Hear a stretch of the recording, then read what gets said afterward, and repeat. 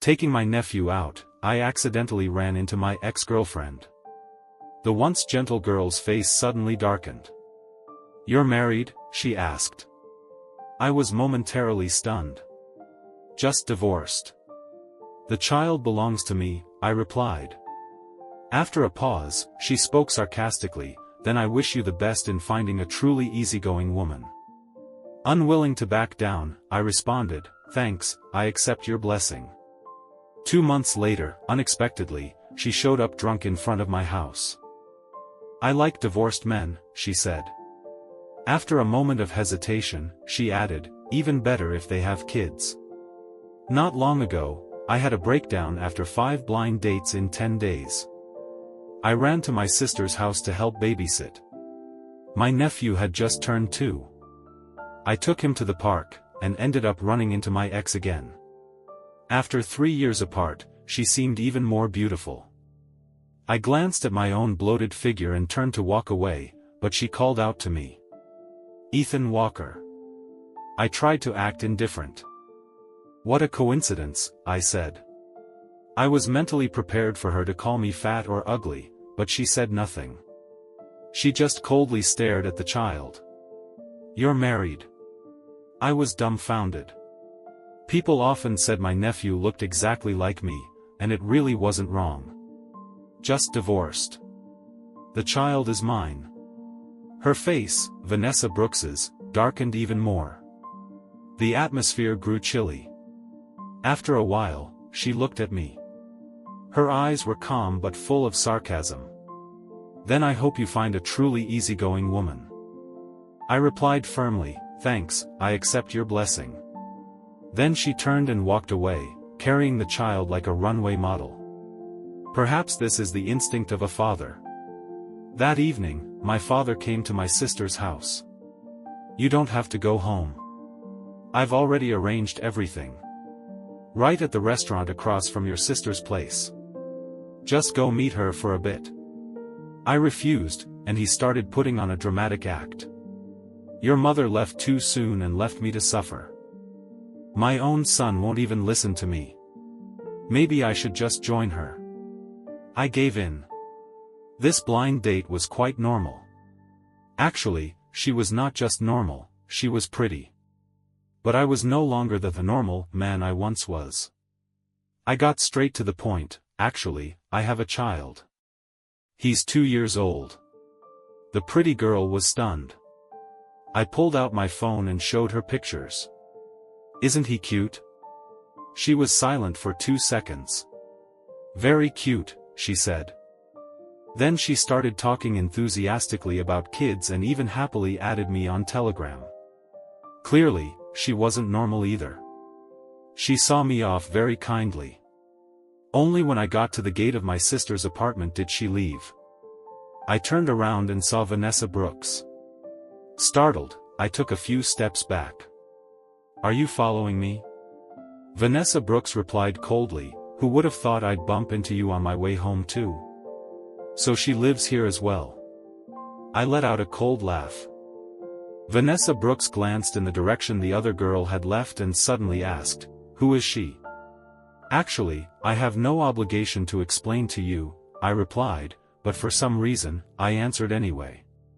My ex-wife, Vanessa Brooks, froze. The summer night breeze carried a hint of chill.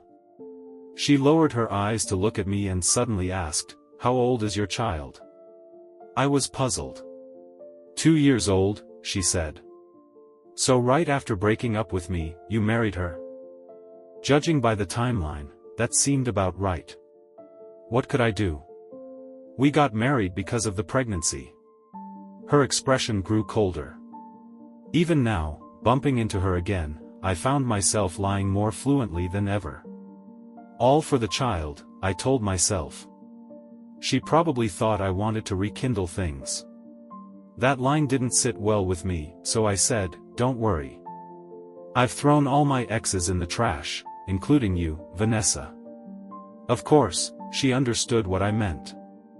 She glared at me with a cold, sharp stare, just as she was about to say something. She suddenly stepped forward and looked behind me. I turned to follow her gaze. There she was, my ex-wife from earlier, running back with an embarrassed smile. "Ethan, let's go see a movie tomorrow night, okay?" Vanessa Brooks suddenly stepped between us, patted her on the shoulder, and said, "Girl, he already threw you in the trash." I grabbed the girl and rushed off like I was in a 100-meter sprint, racking my brain on how to explain that I didn't mean it that way. The girl glanced in the direction of Vanessa Brooks and suddenly said, "She's the mother of the child, isn't she?" I froze, then nodded repeatedly. "Yes, she specializes in ruining all my blind dates." Afraid Vanessa Brooks would say something crazy, I added, "I took the blame voluntarily so she could move on. I lied to her, told her I was divorced and that you were my ex-wife. I'm sorry." The girl paused for 2 seconds, then patted her chest heroically and said, "A person like that doesn't deserve to be a mother. Don't worry, from now on, I'm your ex-wife. You can come to me for anything." Then she grew shy again. "About the movie. Let's talk later." I nodded vaguely as she walked away. Watching her leave, I couldn't help but wonder, where on earth did my dad dig up such an unusual girl? When I turned around, Vanessa Brooks was already gone. The summer wind blew across my face, a little colder than before. That night, while scrolling on my phone, I suddenly received a message, "When did you get married?" I smirked. Has Vanessa Brooks never worried I might change my number over all these years? "What's up?" I replied. No response. I waited a day and even politely chose the exact 2-month mark since our breakup. Still no response. "You messing with me?" I thought. As I turned over, ready to sleep, my phone lit up again. "Vanessa Brooks, don't go to the movies during a pandemic." I frowned. Modern movies are mostly trash anyway. What's it to her? She went quiet for a moment. "Vanessa Brooks, if the complex gets locked down, I'll be the first to report you." Somehow, she hadn't changed a bit all these years. Before we dated, I was a little scared of her. She was the campus goddess of the IT department, tall, quiet, her eyes always half-lidded, lips pressed into a straight line, exuding a kind of intimidating presence. I got involved with her because of a rumor that had somehow spread, that she secretly liked me. One day, she came to me. It was a sunny afternoon after a rain shower. Golden light flooded the classroom. Vanessa Brooks tapped on my desk. I leaned in, thinking she was about to confront me, and quickly explained, "I have no idea where that rumor came from." "It's true." She cut me off. "Be my boyfriend." I froze for a full 10 seconds, then dumbly nodded. Dating her felt like something out of a romance novel. Breaking up, though, it was full of bitterness. Later, I started graduate school while she began working. We were both busy. On top of that, my mom fell seriously ill. I had to run back and forth between the hospital and school. I didn't tell Vanessa Brooks about it. At that time, she was buried in a project. We barely spoke for days. Under all the pressure, I cracked. I suggested we break up, ignored her messages, and refused her calls. She came looking for me a few times.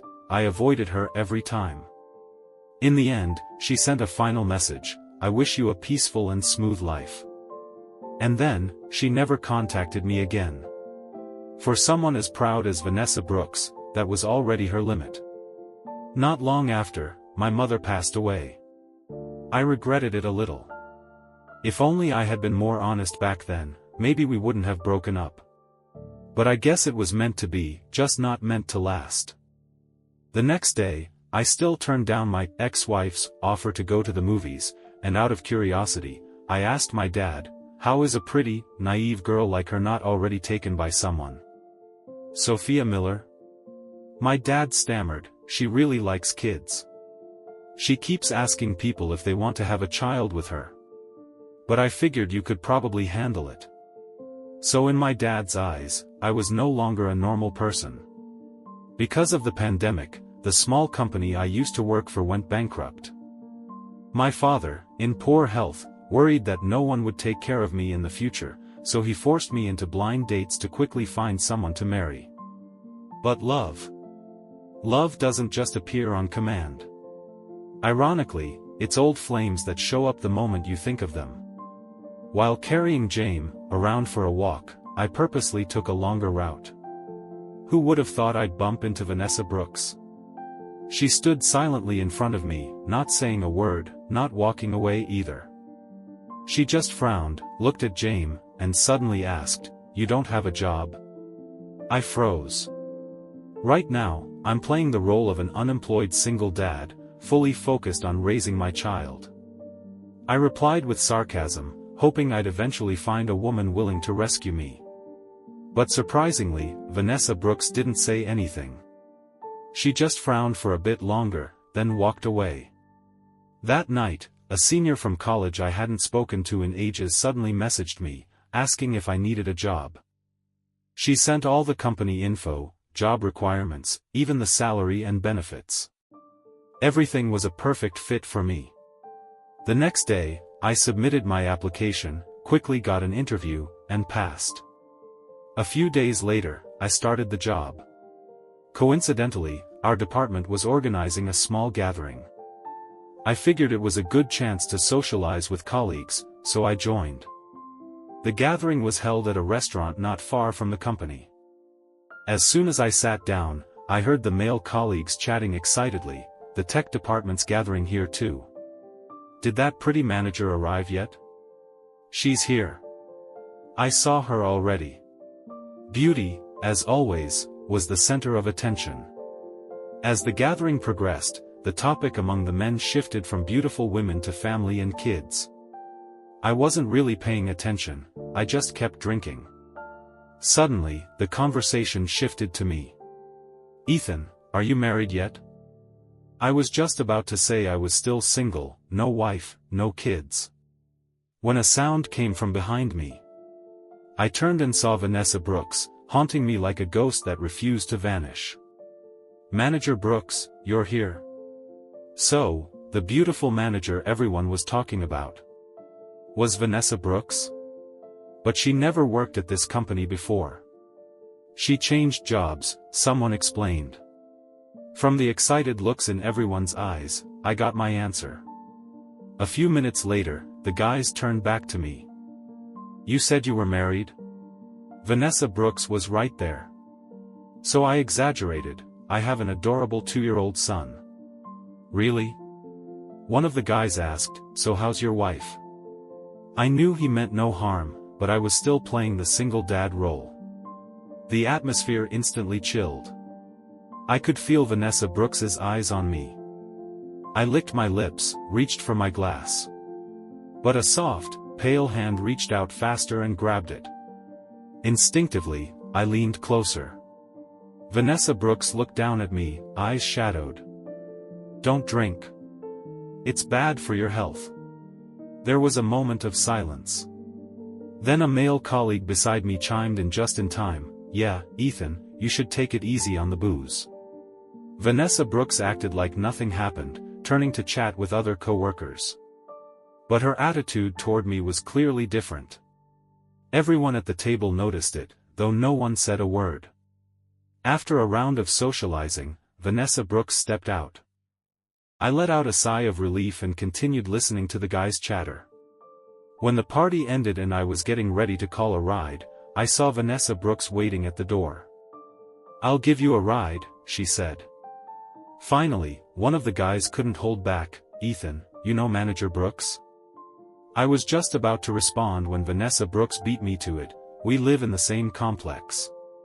Right away, under everyone's surprised, or knowing, looks, I got dragged off by Vanessa Brooks. I had drunk quite a bit. My legs were already shaky, and I stumbled after her. She drove. Didn't drink a single drop. Once in the car, she sat still, not starting the engine. "Why aren't we moving?" I asked. The streetlight streamed into the car. Her side profile was cool and distant, shifting between shadow and light. After a long silence, she finally spoke. "I thought you were doing well." I suddenly felt guilty. "I'm doing fine," I replied. Vanessa Brooks didn't say anything else. I leaned over to unbuckle my seatbelt. I heard a sigh beside me. My head was dizzy from the car ride, and my nose stung a little. "Ethan Walker," Vanessa Brooks called my name. "What is it?" "Take good care of yourself." I pressed my lips together. "I will." The new company was nearby, and lately I'd been staying at my sister's house, planning to look for a place of my own later. Vanessa Brooks dropped me off at the entrance of the neighborhood and drove down to the parking garage. When I got home, I played with Jame for a while before going to my room. Lying on the bed, I stared at my phone screen, my mind a mess. She asked me that probably because she thought I wasn't doing well. And she was right. A divorced single dad raising a child, by society's standards, that's far from doing well. Suddenly I regretted it, saying, "Jame is my son." Why did I say that? I buried my face in the pillow, maybe because I didn't want her to know that during all the years she was gone, I'd never loved anyone else. I quickly adapted to the new job. The technical department wasn't on the same floor as ours, so chances to run into each other weren't many, but not impossible, especially since Vanessa Brooks and I lived in the same neighborhood. Occasionally, we bumped into each other. I would either pretend not to see her or give a brief nod, cold and distant to the core. At the same time, my ex-wife Sophia Miller started trying to make her presence felt again.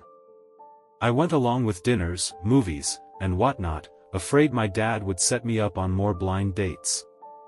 So, it wasn't unusual for me to run into Vanessa Brooks while out with Sophia Miller. Like now, I really wanted to pretend I didn't see her. But Sophia Miller is such a fool. The moment she saw Vanessa Brooks, it was like an alarm went off, like a rooster puffing up its feathers. "Your ex-wife is quite devoted," Vanessa Brooks remarked. She stood in front of us, looked at Sophia Miller, then at me. "Not throwing it in the trash anymore? It's not over yet?" Reflexively, I pushed Sophia Miller aside. "Why don't you head home first?" Sophia Miller looked confused. "I need to talk to her," I said. She bit her lip and nodded, hurt, turning to look back at me 3 times as she walked away. Unexpectedly, Vanessa Brooks strode after her. "Hey girl, let's connect on Telegram." My mind was full of question marks.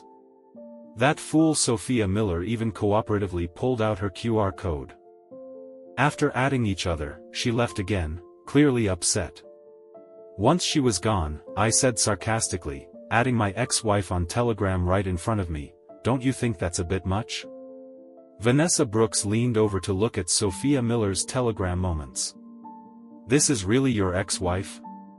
My heart skipped a beat. Who else would it be? Looks like a single woman. You two were never really anything, were you? Of course she's single. Vanessa Brooks didn't say anything more. The air between us grew still. "Ethan Walker," she leaned in and looked at me. "Can't you find someone better who loves you? Why keep getting tangled up with an ex-wife who wants to stay single?" Tangled up? I didn't like the sound of that. "You think I want this?" I scoffed. "Formula, diapers, these things are expensive. I can't afford them on my own." Vanessa Brooks paused. I kept going. "Maybe you can introduce me to a decent woman, Manager Brooks. I'm a 28-year-old man, divorced, with a young child. Not asking for much, just someone who can take care of a family." Vanessa Brooks stared at me wide-eyed, said nothing, turned, and walked away. That night, I kept thinking about her furrowed brow as she left. I laughed to myself, but the fact that she added Sophia Miller on Telegram still made me uneasy. So I went to ask Sophia Miller. "Did she say anything to you after adding you on Telegram?" She bluntly sent me a screenshot. After a brief greeting and name exchange, there were no more messages. Don't worry. I won't say anything to her. But that wasn't really what I was worried about. After some hesitation, I searched for Vanessa Brooks on Telegram and sent her a friend request. It was accepted in under 2 seconds. The typing indicator appeared, but after 2 minutes, still no message. I messaged her directly, "Why did you add Sophia Miller on Telegram?" This time, she replied almost immediately. "Creating a group, people thrown in the trash club. Seeing how many we can gather. If anyone's missing, feel free to introduce them to me." But nothing really changed in life just because I reconnected with her on Telegram. Still the same clock in, clock out routine. During a lunch break, some male coworkers were gossiping. I saw that pretty Vanessa Brooks from tech at a baby store. I perked up. She has a kid? I thought she wasn't married. Who knows, having a kid before marriage isn't that rare these days. And we don't even know if she's married or not. True. My mind was spinning. Did she really have a child? I'd never heard about it. Thinking back, since we met again, I'd never once cared enough to ask about her personal life. Married? Kids? I didn't know a thing. A male colleague asked me, "Ethan, don't you two live in the same complex? Do you know anything?" I shook my head. That entire day, I was a mess. After work, I stood at the entrance of the company for a while. The summer breeze was gently cool. I looked toward the building with its lights on in the distance. A vague bitterness welled up inside me. It was only then that I truly realized, Vanessa Brooks and I had completely become strangers. That evening, Vanessa Brooks suddenly messaged me on Telegram. "Which building do you live in?" Of course, I didn't answer. Why? "I have something to give you." Maybe because I had just been feeling down, I didn't even have the energy to ask what it was. Meet her at the fountain in the middle of the complex. She had just come back from a coffee run and was surprised to see Vanessa Brooks dressed properly and waiting there while still in her own pajamas. Being a boss isn't easy.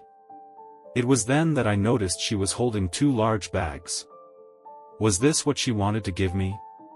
She seemed hesitant, reluctantly handing them over. Suspicious, I took them and looked inside, milk powder, diapers, all baby stuff. She scratched her head awkwardly, coughed lightly, and said, "Leftover stuff from home." Did she really have a child? "Vanessa Brooks, you're not married, are you?" She froze for a moment. I sneered. I had always thought she was someone who followed the rules. I turned and walked away. So I was wrong. I never expected that she could have a child before marriage. Was the next step going to be getting married because of the child? Vanessa Brooks chased after me, looking conflicted. She hesitated for a while before finally speaking. "Sophia Miller's been single for too long. She's no longer suitable to be a mother." I froze. She hesitated all that time just to tell me that? I let out a cold laugh. "And you think you are suitable to be a mother?" Vanessa Brooks stopped in her tracks, her expression turning stiff. I didn't say anything more, just felt incredibly uncomfortable inside. Looking at her bitterly, I said sarcastically, "You're very suitable. Extremely suitable. Perfectly suitable. After all, you're already a mother, aren't you? Why wouldn't you be suitable?" She turned away under my intense gaze. Her eyelashes trembled slightly, her ears turned red. Why was she blushing? I wasn't complimenting her sincerely. What a hopeless narcissist. I turned and left. That night, the more I thought about it, the more annoyed I felt. I only had a fake child, but Vanessa Brooks actually had a real one. The more I thought about it, the more childish I felt. I muttered to myself, "Jame is my son, Sophia Miller is my ex-wife." I really was an idiot.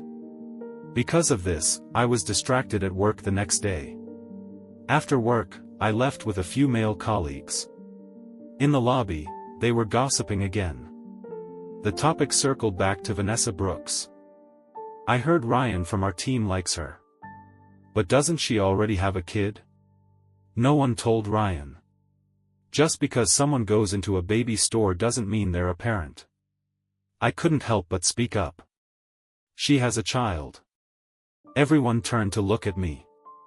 She's already a mother, I emphasized. Then they all looked behind me, expressions turning awkward. I instinctively turned around, and saw Vanessa Brooks. Did it really have to be such perfect timing?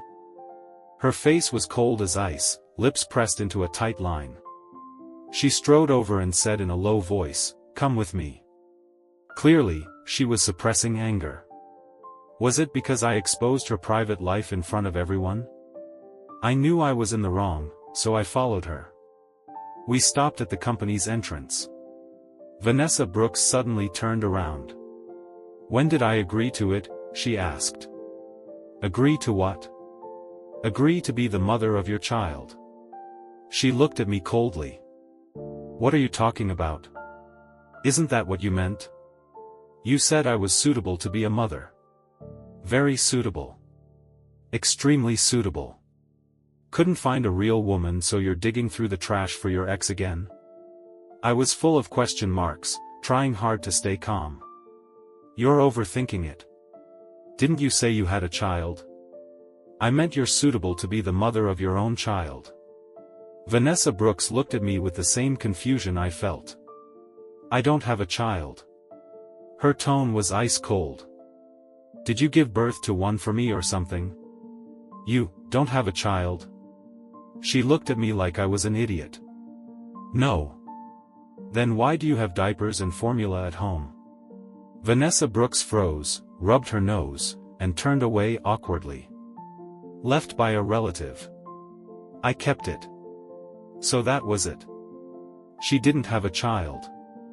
I instantly felt much lighter. Even the sarcasm she just threw at me didn't bother me anymore. I let out a sigh of relief, turned to leave. But something made me stop in my tracks. Ever since we met again, I realized I didn't know a single thing about her current life.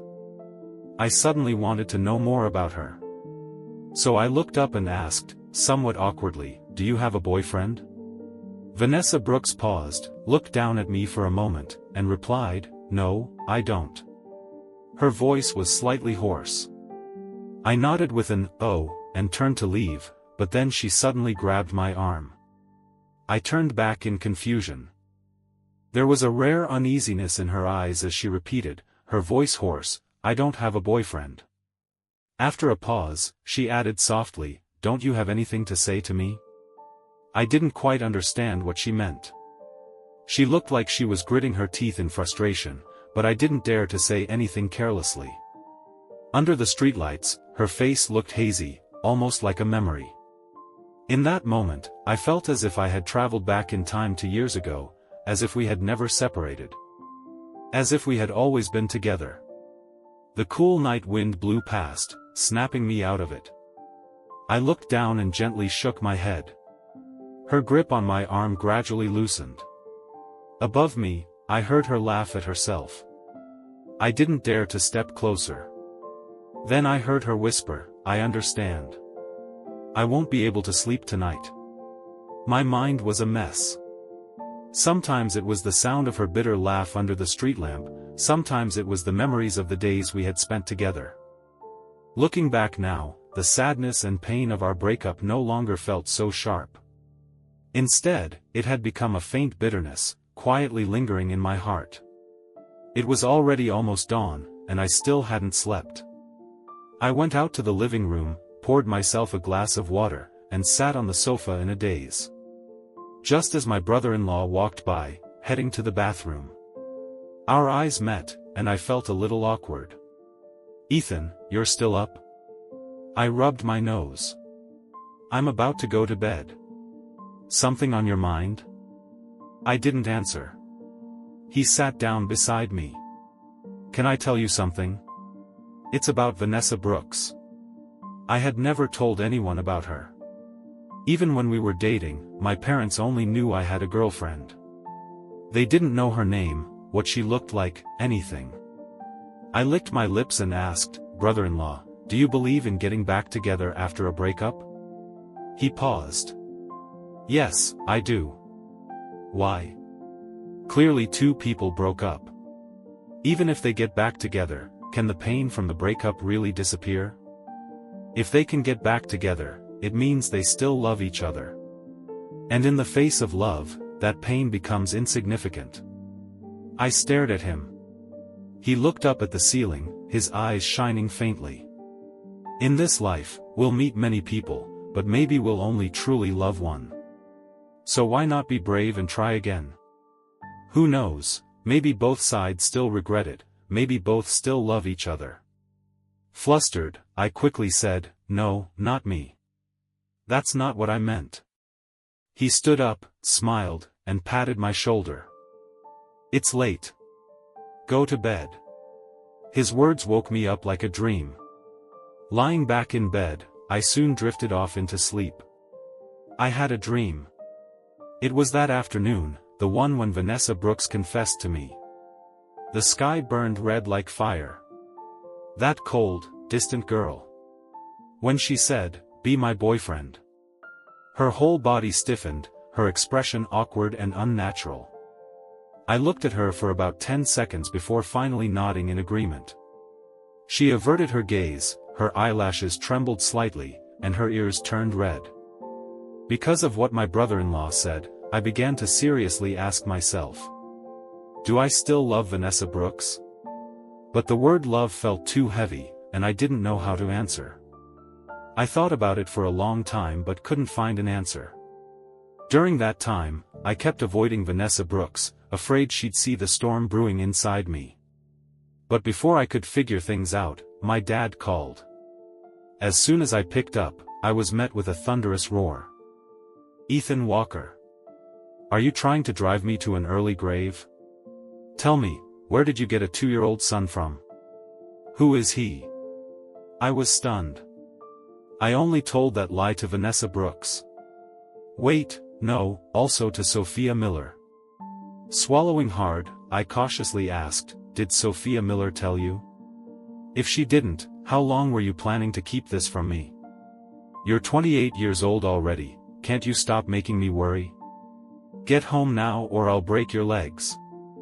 So it really was that blabbermouth Sophia Miller who spilled the beans. I swallowed again. "Dad, I don't have a kid. I just used a photo of Jame to trick her." My dad paused. "Why would you lie like that?" "I just didn't want to go on a blind date, that's all." I braced myself for a scolding, but then there was a loud crashing sound on the other end.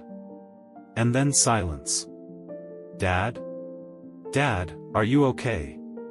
No one responded. The call was cut off. When I got to the hospital, my dad had already been put in a cast.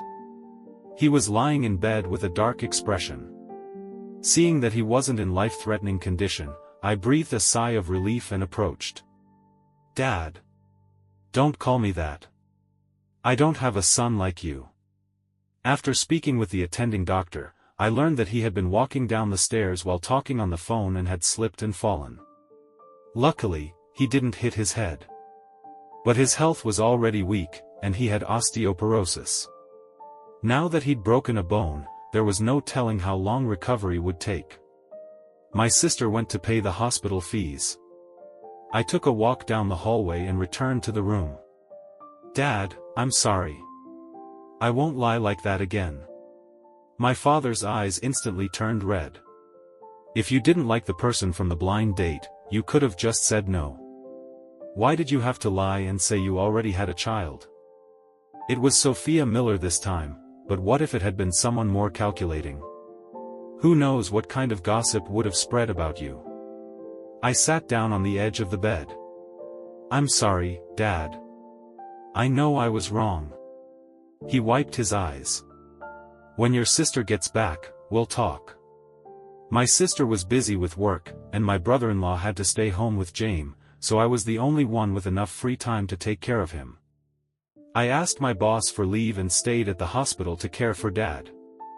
Talking with him during the day, and renting a fold-out bed to sleep beside him at night.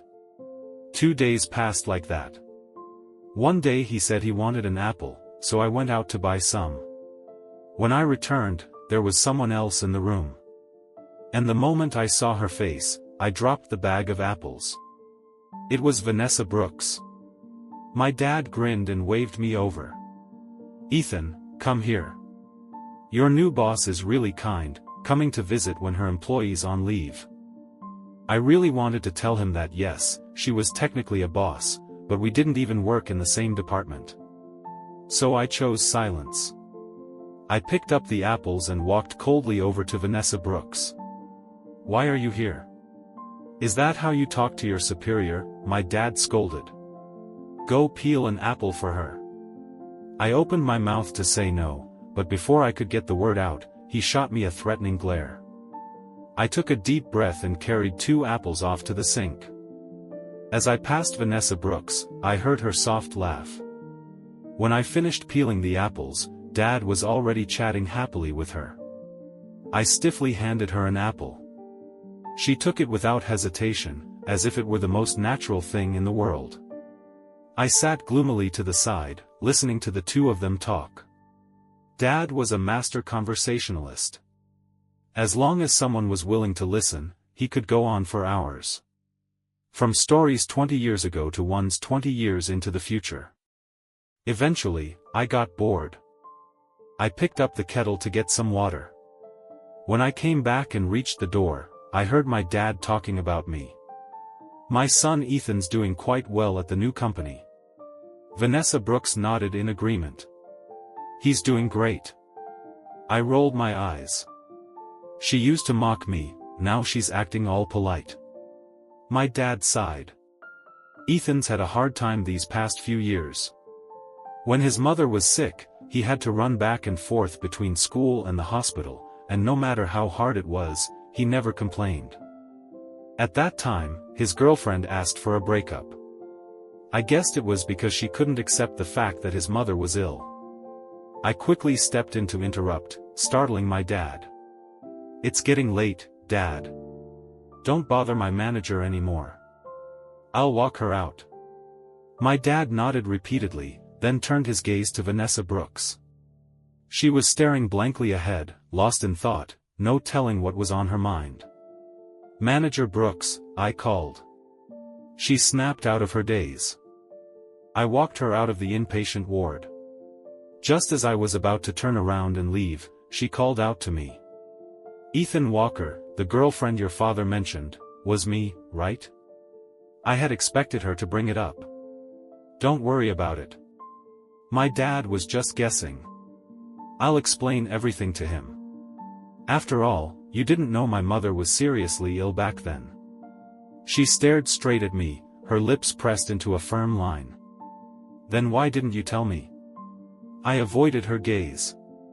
"It was a long time ago." "Why?" she pressed. I paused. "You were busy with work. I didn't want to distract you." Silence fell between us. I slowly lifted my head. Vanessa Brooks was looking at me without blinking, the corners of her eyes tinged red. My throat suddenly felt dry. "Is there anything else you've kept from me?" she asked. I froze. Thinking about Jame, a wave of guilt surfaced in me.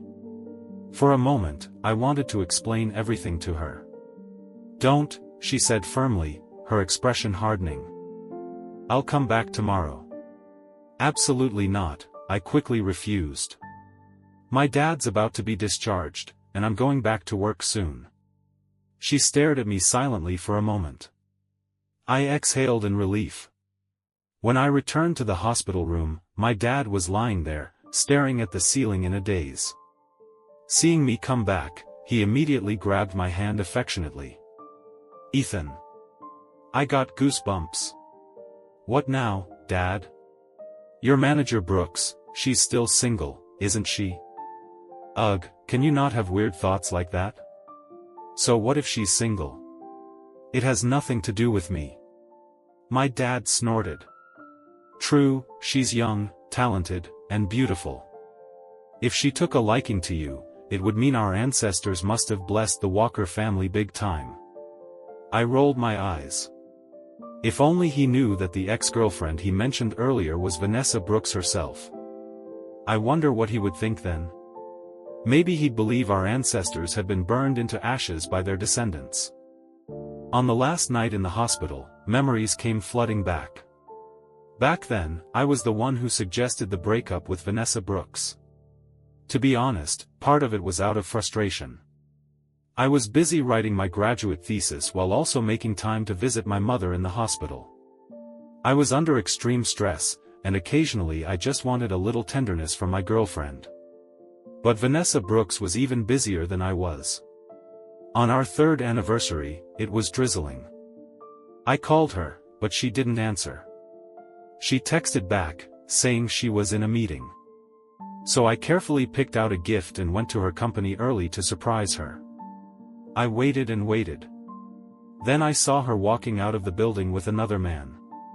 My whole body froze.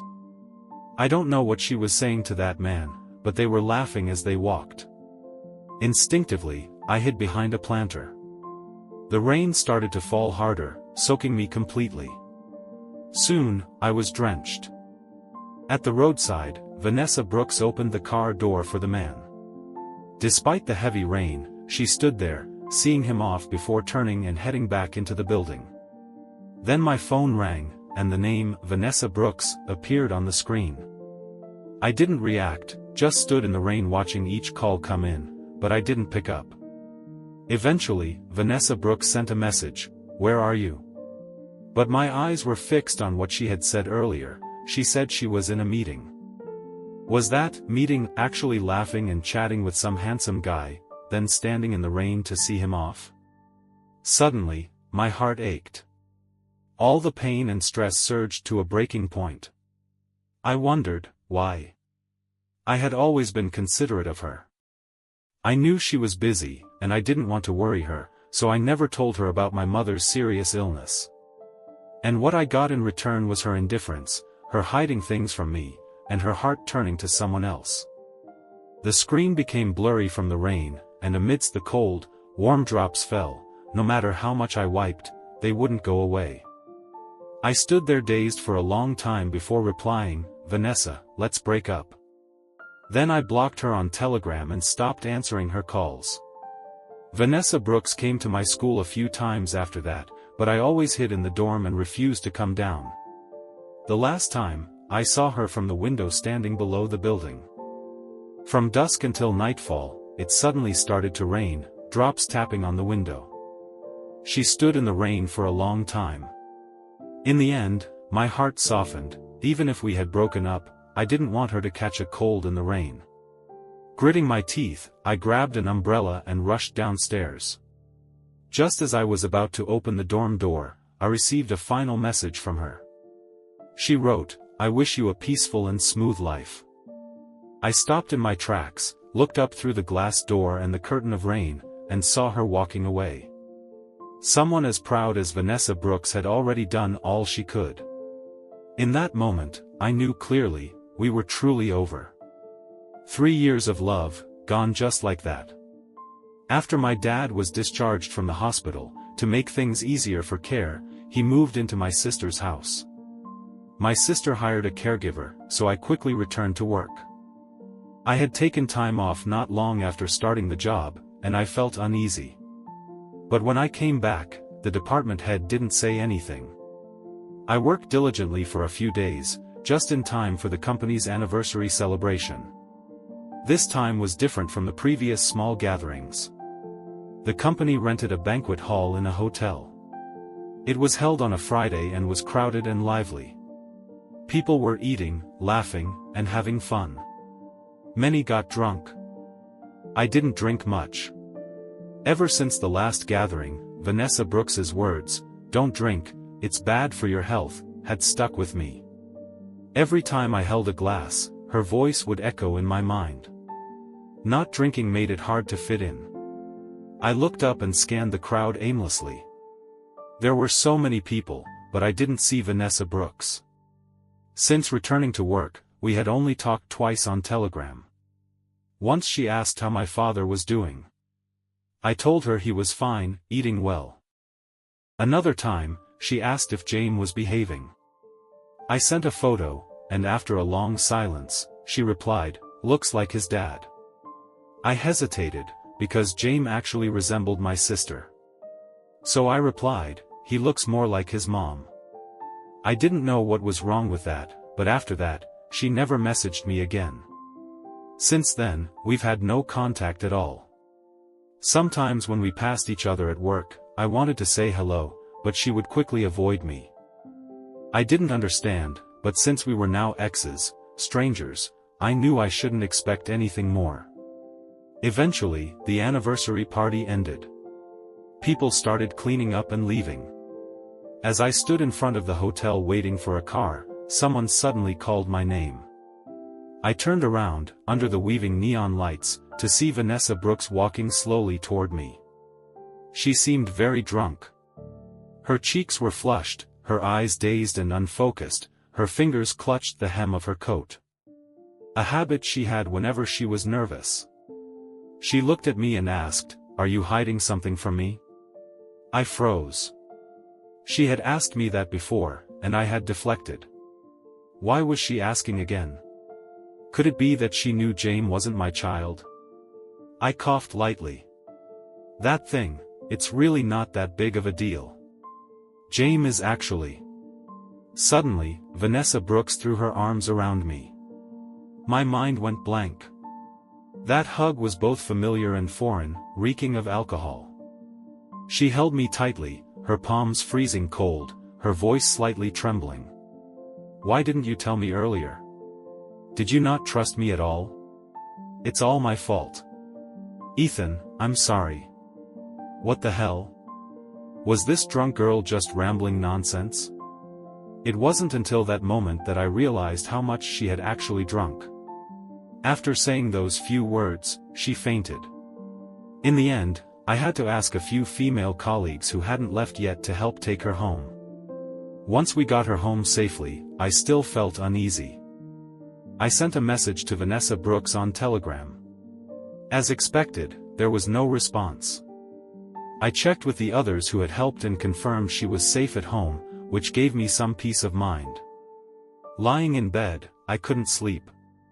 That hug from Vanessa Brooks was so familiar, though it reeked of alcohol, it brought back so many memories. But what exactly was she trying to say? And what did her apology even mean? Saturday was a rare day off. That evening, while I was helping in the kitchen, I unexpectedly got a message from Vanessa Brooks, "I'm outside your house." Afraid I wouldn't believe her, she even sent a photo. It was clearly the gate of my sister's house. How did she know I was here? This stalker is terrifying. I thought she was here to drop off milk or diapers again, so I told her to wait downstairs. But when I opened the door, there she was, Vanessa Brooks, still standing outside. A whole day and night had passed, how could she still reek of alcohol? Wait, she must have just drunk again. I carefully closed the door, grabbed her hand, and was about to walk her downstairs. Suddenly, she leaned in close, pressing me against the wall behind. That hug from the night before had come too suddenly, I didn't even have time to feel anything. Now, once again, she was breaking that safe distance.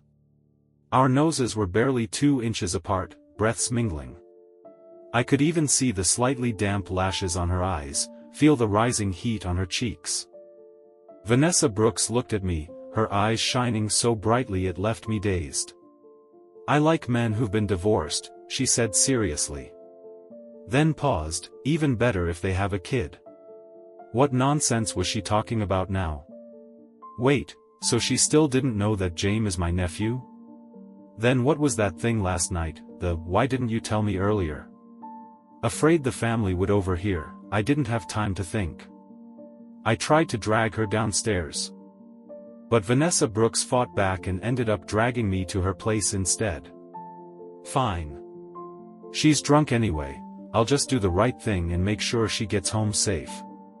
Back at her place, she obediently sat down on the sofa. I poured a glass of water and set it on the coffee table, about to leave. But as I turned, she grabbed my sleeve. "Ethan, it must have been hard for you all these years raising a child alone." I immediately cut off that touching moment. "Jame is my sister's kid." Vanessa Brooks froze. "The boy is my nephew," I added. The room grew quiet. I continued, "Before, when I said I was divorced and had custody of my kid, that was a lie." The silence lingered. "So, you don't have a kid? And you weren't hiding anything from me?" Vanessa Brooks lowered her eyes. Her face looked a little blank, then she softly replied, "Oh." So calm, it was almost frightening. Was she so disappointed it numbed her? Did she really want to be a mom that badly? I licked my lips, starting to worry. "Are you okay?" I asked. Before I could finish, she suddenly yanked me hard. The world spun as Vanessa Brooks pushed me down onto the sofa, her dark eyes staring into mine. There was a fiery possessiveness in her gaze. "No kid," she whispered. Then leaned in and blew a breath near my ear, her voice sultry and low, "Then let's make one." In the darkness, my phone lit up. It was a message from my dad. "Where did you go?" I looked over at Vanessa Brooks sleeping beside me, and wondered, if I told him I went out for love, would he believe me? In the end, I just made something up. A friend got dumped, I went to comfort them. No idea if he believed it, but thankfully, he didn't ask further. I put my phone down and stared at the ceiling, lost in thought. Tonight, Vanessa Brooks was so drunk, blocking me at my door, saying she liked divorced men. She was willing to come back to me, even if she had to be the one who came after. I looked at her sleeping face under the light spilling in from the window. Back when we were still together, I had already noticed, during the day, she was cold, quiet, serious and distant. But when she slept, the corners of her lips would curve slightly, and her long lashes made her look like a child dreaming something sweet. I reached out and gently stroked her cheek, as softly as if I were touching something precious. "Will she remember any of this tomorrow?" I whispered. No one answered. After a while, I got up, put on my jacket, and went home. The next morning, I was woken up by a string of phone calls from Vanessa Brooks. After a restless night filled with dreams, I was already in a foul mood. I picked up the call, annoyed. "It's early, what do you want?" "Ethan Walker, do you even have a conscience?" Her first word stunned me. "What do you mean I don't have a conscience?" She practically growled through gritted teeth. "You devoured me clean and now you're trying to run away." That. I responded calmly, "I thought you wouldn't remember." "How could I forget?" she snapped, taking a deep breath. "Come out. I want to sleep more. Then I'll start knocking on the door." Reluctantly, I stepped outside. Vanessa Brooks stood there, her expression icy. I cleared my throat. "Well, now you know, Jame's not my child. Let's just treat last night like a dream. Nothing happened between us." She practically ground her teeth as she called my name, "Ethan. I like you. I've always liked you. Even after we broke up." At that moment, the door behind me creaked open. My dad poked his head out, clearly curious. "Ethan, who are you talking to?" He squinted and recognized Manager Brooks. "Why are you here? Come in and sit." Had he overheard everything from inside? Soon, we were all gathered in the living room, me, Vanessa Brooks, my dad, my sister, her husband, and Jame. The air was awkwardly tense. I found myself nervously scraping my foot across the floor. My dad acted like nothing was out of the ordinary. He grabbed Vanessa Brooks's hand and started chatting away. The fact that she lived in the same neighborhood made him even more enthusiastic. Vanessa Brooks took a sip of tea, paused for a moment, then said, "Uncle, actually, I was Ethan's college girlfriend." My dad was stunned. My sister and her husband were equally shocked. I tried to raise my hand to stop her from saying more, but my dad waved me down. Back then, I didn't know Ethan's mother was seriously ill. I had just started working and was afraid to slack off, so I ended up neglecting him. But now, I want to win him back, and I hope you'll give your blessing. Now it was my turn to freeze. Given my dad's personality, I had thought he'd agree on the spot without hesitation. But instead, he stayed quiet for a long time. Finally, he sighed, "Ethan's always been someone who keeps everything bottled up. He's never caused me any worry, except when it comes to matters of the heart." After a pause, he added, "Whether or not I approve isn't what matters. What matters is how sincere you are, and what Ethan thinks." Vanessa Brooks turned to look at me. The sunlight streaming through the window fell into her eyes, making them sparkle like they held all the love in the world. My breath caught. Then I heard her say, "I understand." And from that day on, Vanessa Brooks began pursuing me. Yes, pursuing. Every day, she would check on me, care about the tiniest things. It didn't take long before everyone at the company noticed something was different between us. Some of the male co-workers who used to gossip about Vanessa Brooks came over to tease me. I already had a hunch when Manager Brooks drove you home that day. "So she's your wife, huh?" Another chimed in with a laugh. "When will we get to meet her? And your 2-year-old son?" A lie once told, now I had to swallow it whole. All I could do was respond with a polite, awkward smile. I sat in Vanessa Brooks's car and sighed. If I'd known people would mistake us for a married couple with a child, I wouldn't have made up that story in the first place. "That's easy," she said, tilting her head to glance at me before shifting her gaze down toward her stomach. Then she looked straight ahead again and asked unexpectedly, "Do you think any seeds might have sprouted?" My head almost exploded. No way. The car fell into an odd silence. I opened a water bottle, trying to ease the awkwardness. But suddenly, Vanessa Brooks leaned in toward me. "We already have a 2-year-old, so why not go for a second one?" I spilled the entire bottle of water and scrambled to grab tissues. As I opened the glove box, I saw a beautifully wrapped box. "What's this?" Before she could stop me, I had already opened it. It was a ring. Should I pretend I didn't see it? I said. "Forget it. I'll just get out and kneel on the roadside to propose." She looked at me and replied, "Propose? By the side of the road?" Even imagining the scene was enough. I started nervously scraping the floor with my foot again. "Let's talk at home." But Vanessa Brooks didn't move. "What's wrong?" I asked. "Still haven't figured things out?" I paused. "Vanessa, can I ask you something? 3 years ago, on our anniversary, you said you were in a meeting. I went to your office and saw you laughing and talking with some handsome guy, even walking him to his car. So who was he, really?" She furrowed her brows, thinking for a long time without remembering. "What did he look like?" "Tall, charismatic. I think he had a mole above his brow." She finally recalled, looking at me with helpless eyes. "That was my boss. He's 8 years older than me, married, with kids."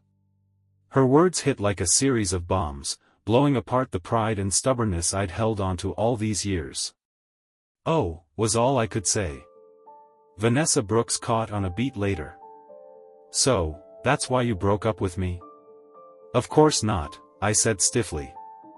"That was only a very small part of it." One evening, after dinner, Vanessa Brooks drove me home. Just as I entered the door, I turned back around. "Vanessa, after we broke up, did you ever love anyone else?"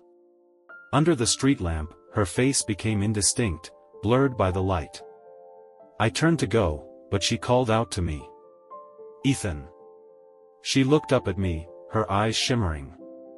When we first met again, you said you were divorced, and the child was yours. I had spoken harsh words then, trying to push her away. I'm sorry. I blinked, thinking I must have misheard. Vanessa Brooks, sober and clear-headed, was apologizing to me. Later, you said your ex-wife was Sophia Miller. I believed you. I even added her on Telegram just to secretly peek into your lives.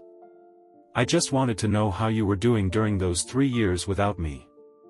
It's not that I never thought about getting back together.